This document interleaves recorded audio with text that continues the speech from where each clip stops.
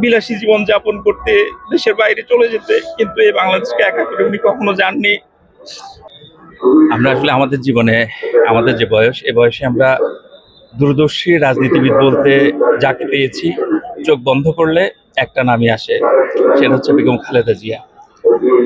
আমার ছাত্র রাজনীতির একদম সূচনা হয়েছিল ওনাকে কেন্দ্র করেই।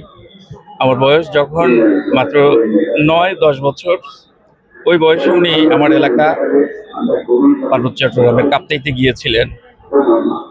আমার এখনো মনে পড়ে, ওনাকে দেখতে যাওয়ার জন্য পথে দুবার মার খেয়েছিলাম, তারপরে ওনাকে যে দেখার যে একটা নেশা ছিল, এটা কাটায় উঠতে পারিনি। শেষ পর্যন্ত ওনাকে দেখার জন্য সেই পাহাড়টি গিয়ে আমাদের কাপ্তাই জেটি ঘাটে উনি এসেছিল, ওনাকে দেখতে গিয়েছিলাম। সেখান থেকে ছাত্র রাজনীতি শুরু ওনাকে দেখেই। এরপর বহুবার ওনার সাথে দেখা হয়েছে, বিশেষ করে আমি জাতীয় সংসদেই আওয়ামী লীগ সরকারের অধীনেই আমি চাকরি করেছি দীর্ঘদিন। কিন্তু যখনই বেগম খালেদা জিয়ার ওনার কোথাও আসবে, আমি আজকে সবচেয়ে বেশি মিস করছি ওটা, যে আমরা কোনোদিন ওনার গাড়ির বহরের পেছনে ছুটতে পারবো না। উনি যেভাবে হাত নাড়াতো, ওনার হাত নাড়ানো দেখে আমরা যে ছাত্র যুবক সবাই যে চিৎকার করে উঠতাম, এটা আর কখনো করা হবে না।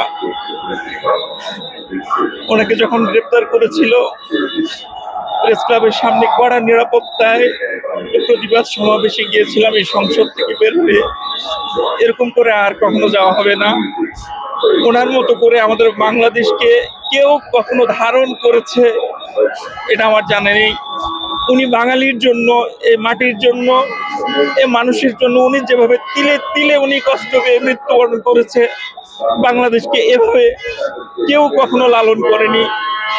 আমরা 9 মাস যুদ্ধ করে যারা দেশ স্বাধীন করেছে, তারা আমাদেরকে দেশ দিয়ে গিয়েছে, কিন্তু বেগম খালেদা জিয়া ওনার পুরোটা জীবন একজন যোদ্ধার মতো উনি দেশকে, এই মাটিকে, এই মানুষকে উনি আগলে রেখেছেন। ওনার মতো করে কেউ আর বাংলাদেশকে অনুভব করবে, ওনার মতো করে কেউ ধারণ করবে? উনি কখনো নিজের জীবনের নিরাপত্তা, এমনকি পরিবার পরিজনের নিরাপত্তা, এগুলো উনি কখনো গুরুত্ব দেননি। উনি পারতেন ওনার বিলাসী জীবন যাপন করতে, দেশের বাইরে চলে যেতে, কিন্তু এই বাংলাদেশকে একা করে উনি কখনো যাননি।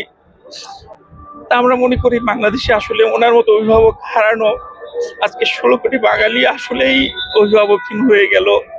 ওনার শূন্যতা কখনোই পূরণ হবে না।